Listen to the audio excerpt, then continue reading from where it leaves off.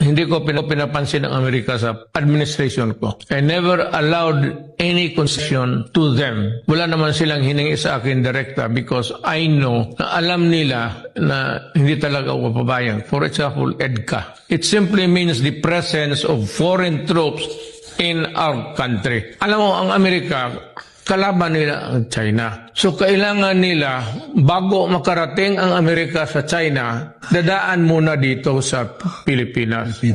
So importante sa kanila ang Pilipinas. Buffer zone. Na bago makalusot itong mga Chinese, dadaan talaga sila muna dito sa mga military installations. Buffer zone ang Pilipinas. So, Amerika, kailangan talaga nila pigilan ang China from advancing to the Pacific. The only way that they can enter into the Pacific, makita mo sa mapa, dito sa Taiwan Strait, between Taiwan and the Philippines, nandyan sa dulo on the tip of the country, there's a narrow channel there.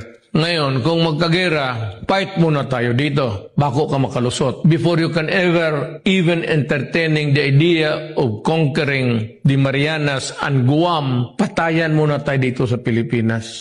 So, ang problema ngayon is they have asked many military bases. Pag military base, armas talaga yan. Missiles yan. So, 1, 2, 3, 4, 5, 6, 7 siguro ang Cagayan. So, anong gawin ng China nito? Kung mag-away sila ng Amerika. Sino ang kalaban nila? Amerika? Oh, saan ang Amerika? Nandito sa 1, 2, 3, 4, 5, 6, 7. Kaya, bombahin talaga nila yan. Luzon, Visayas, hanggang Cagayan de Oro. Sus Mario.